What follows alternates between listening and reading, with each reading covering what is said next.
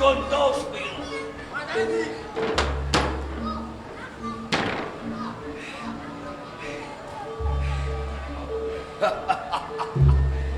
Lo panda. Gemerepek kupingku. Kontak hati. Jebul ora nganti adus keringet.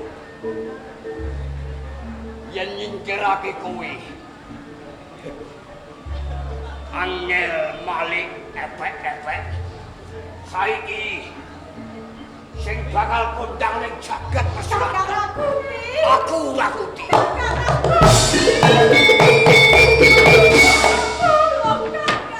Si Tamso. Jaya Negara.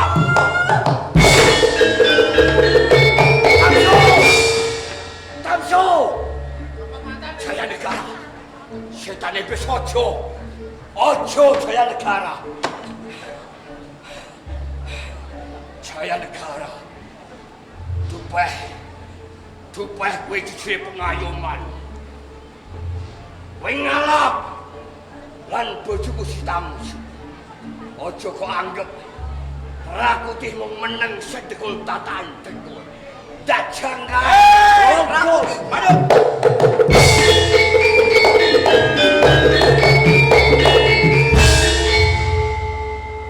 Aku percaya. Tandangmu nggonmu nandingi pendekar macan Lowanda. Kadigdayanmu Rakuti. Semi. Pacut tak ajuni jempol. Nanging barang rampung. Kowe arep tumindak apa Rakuti? Semi. Yo, iki opo? Kowe nyandek lan laku. Ae bojoku si Tamso. Sing wis digonjak lan sembahan Mojopahit ya sinuwun Prabu Jaya Negara. Apa aku nrimo meneng? Ya. Bojomu si Tamso wis dadi sengkerane Prabu Jaya Negara. Ugus kelakon tumindak sajubono. Nanging tetan tuwa tumindak apa-apa Cukup! Rakuti. Yen tolong Rakuti. Sinun Rakuti. Rakuti ora bakal nyambat lan liyan. Tak pungkasane nyawane. Sinun Prabu Jaya Negara. Ojo tok pandake Prabu Jaya Negara kaya dening pendekar macan Lowanda. Pendekar macan Lowanda ki mung badan sapoto. Tan bedane kowe Rakuti. Semi. Jaya Negara Ratu Mojopahit okeh prajurit lan senopati kang padha njaga marang kawilujengane Prabu Jaya Negara. Aja padake yang bocah ngarit Rakuti. Sing sareh arepmu kepiye aku ngerti.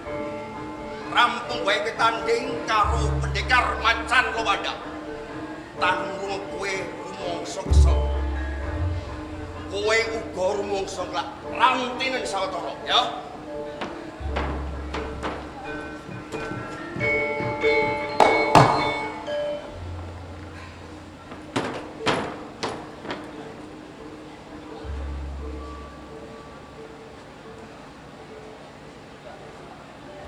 Rakuti.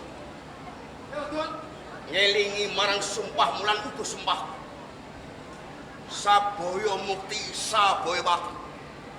Aku kurang nekat. Aku ora lilo. Rakuti ngrekasake reposo. Aku gemelu ngrasake loro mulukan sawetara ombenen.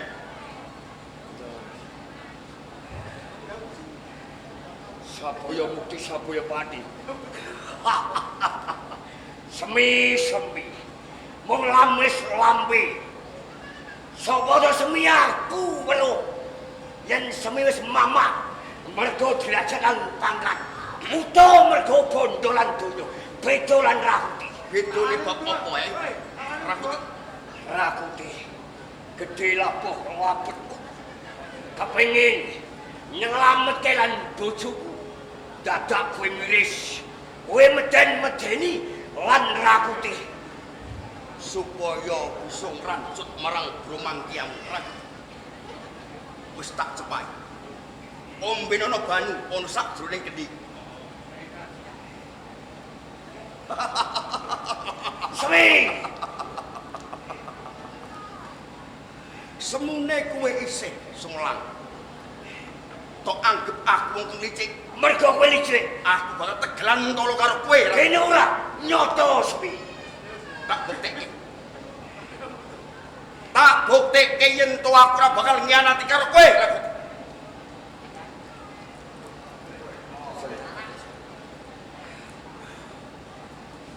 Tok anggap banyu sakjroning kendhi mawa racun. Tak bukti tak ombe. Lamun mawa racun mesti aku bakal mati.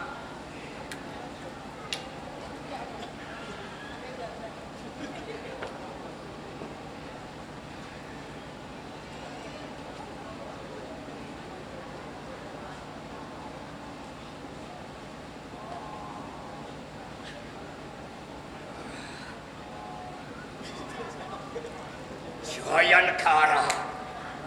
Jaya Negara.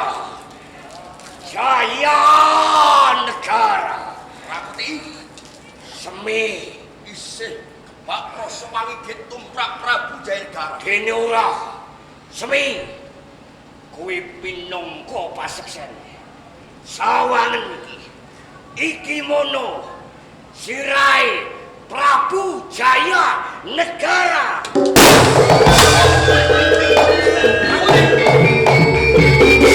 Ojo ngias marang kawibawane Prabu Kene. Jayanegara. Tok padake sirahe Prabu Jayanegara kaya dene kendhi. Rumangsa lancang temen kowe, Rakuti. Apa arep kok wiwiti kowe wani marang Prabu Jayanegara? Kok nggo bondo kawitan apa Semi. Bola bali aku kondolan kowe. Yen ngadepi Sinon Prabu Jayanegara. Rakuti ora nyambat lan liyan. Dina iki ndak rampungane sesembahan ning Majapahit. Ora nyambat lan kowe. Nanging coba sawangan. Sawangan sapa kowe, Rakuti? Lamun kok bacutke wis saiki kowe arep wani marang Prabu Jayanegara. Dene segede sumpahku tumrap kowe. Sabaya mukti sabaya wati. Parang dene lamun kowe arep wani saiki marang Prabu Jayanegara. Tunggak waru aku ra melu-melu.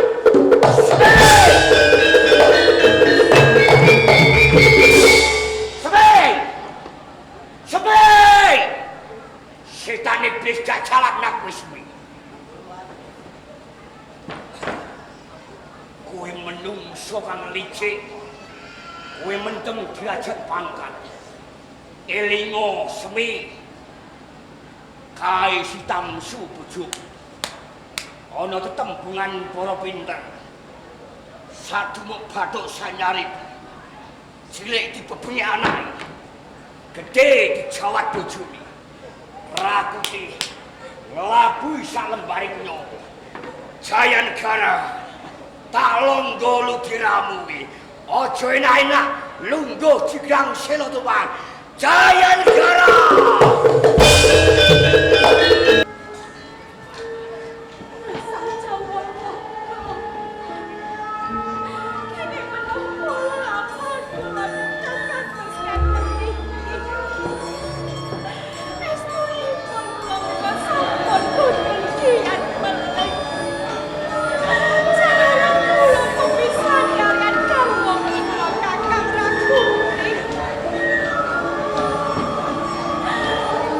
Kene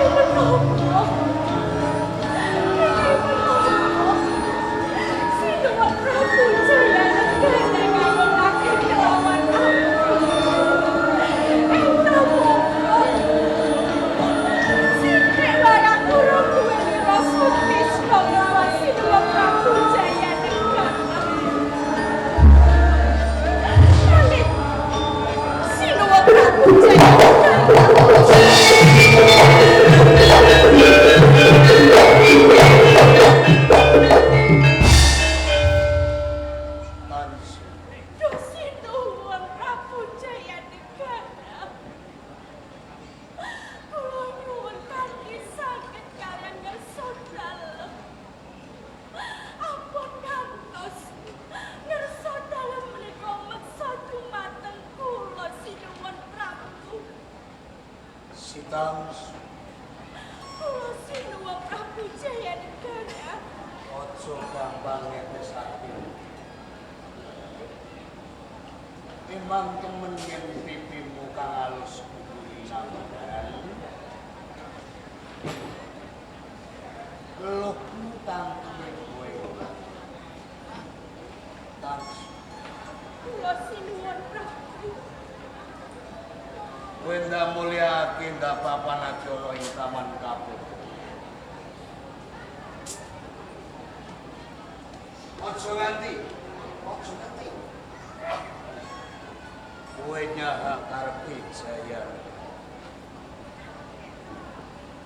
Eling kowe mung kawruh. Kula ngertos sinuwun Prabu Mojo Jayanegara. pahit saisine sawetara kagungan ingsun.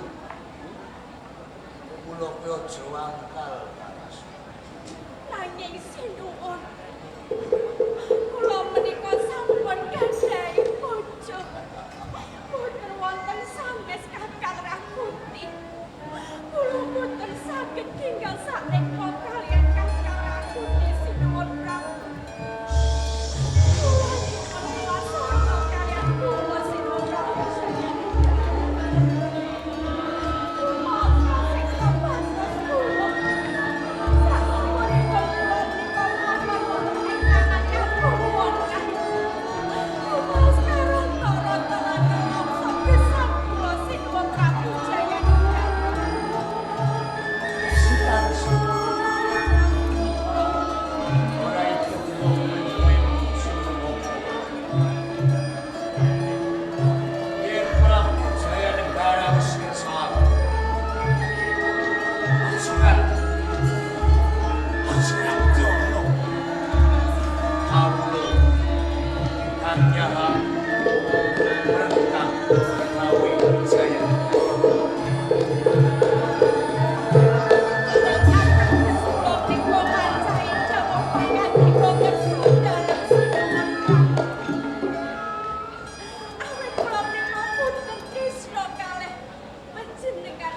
Dosi tanso.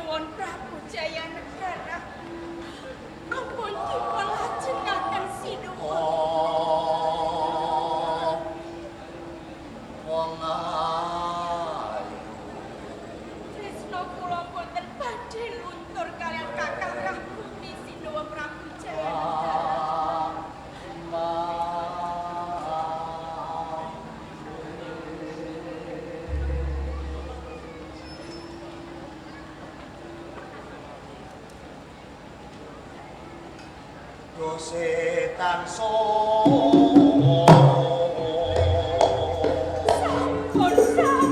sinuwun Prabu.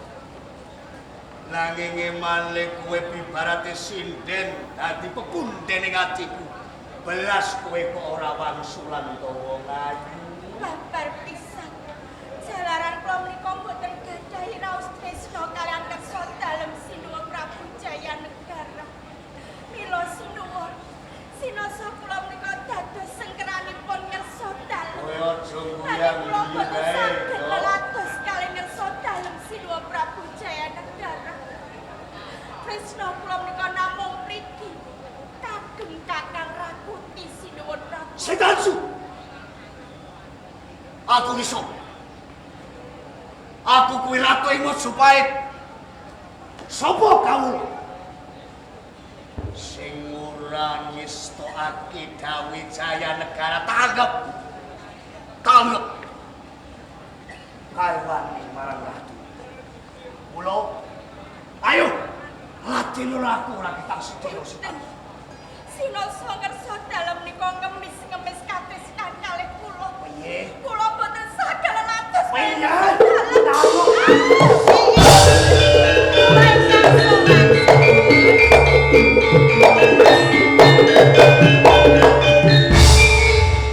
Sinuwun kanggo Arab Sari. Oh ya. Endho sawetara. Mangestakaken dawuh.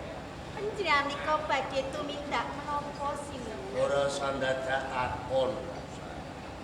Menawi to si Tamsu nika mboten kersa lelados dhateng panjenengan. Mboten sisa panjenengan menika meksa dhateng si Tamsu. Si Tamsu ngasorake derajate ratu ing Majapahit. Aja nganti kowe sabelo marang wong kang kleru. Yen nganti kasempyok dosane, kowe rekoso dhewe Lapsari. Mboten ateges kula menika bebela dhateng si Tamsu menika mboten. Banjur apa karep? Kula namung ngemutaken dhateng panjenengan sinuwun. Menawi panjenengan tasih kersa dipun ladosi dening wanita, mboten sisah si Tamsu. Monggo kalih kula kemawon. Kula ingkang kersa ngladosi dhateng panjenengan sinuwun. Kula minangka ingkang dados sesulihipun. Tenan Lapsari. Menika leres. Si Tamsu Kula sinuwun Prabu Jayana. tak wenehi nak sedina sewengi yen isih mangkal ketok dulu. Ayo. Monggo panjenengan kula ladosi.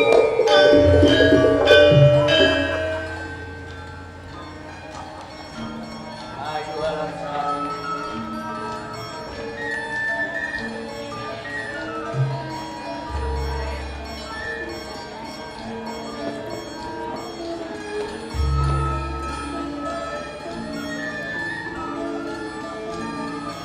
Kanggo Arab Sari.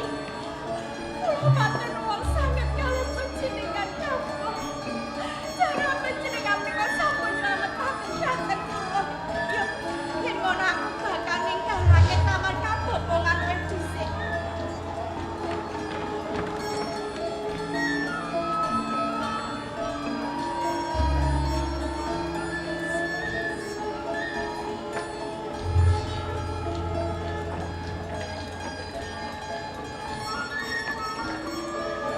Lapsari. Lapsari.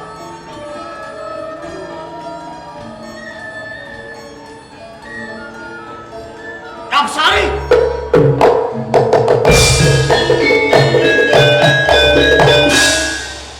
Setan.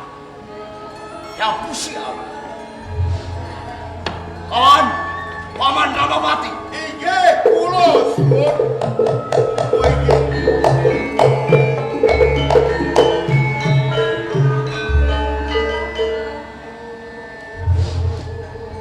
Sinuwun Prabu, wayah dede wancinipun paduka arsa nimbali kalian ing abdi. Badhe paring dawuh menapa sih? Taman Kapopongan menika rumiyin kula wangun menika atas aturipun sinten? Kula. Inggih kula. Ing salebeting Taman Kapopongan menika panjenengan isi menapa mawon? Menika kula iseni wong wedok sing ayu-ayu. Pamripun ben ratune seneng. Kanton sedikersake ratu niku lha nggih ngoten niku karmanipun. Nanging, Pak. Inggih. Kandhane ora kilunci rapet tegese. Manuk-manuk kang sajroning kandhang gampang muncul. Manuke sinten? Ing Taman Kapopongan menika kula ibarataken kandhang isine manuk. Peksi to. Peksi kuwi suarane kekucai. Sae. Nanging yen kekucai tansah nang semaken kang padha ngarung. Nggih. Nanging sabab menapa? peksi kula wau gampil mabur. Kurunganipun menika kirang rapet. Ingkang tanggal jawab prapeting kurungan menika sinten? Kula. Paman, Inggih. Sitan Sulan Garapsari nilaraken Taman Kapopongan. Allah.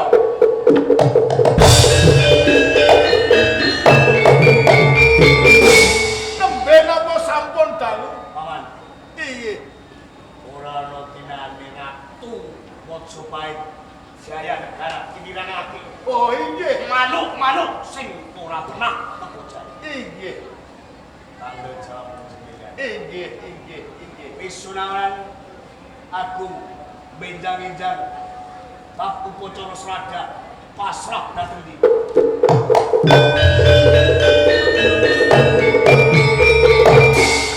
Wela kojot. Apik durung kinaruan katarima. Nanging yen ana bobol boroting samubarang perkara, mesti aku sing ditutup. Kaya-kaya aku durunge kabeh kaluputan.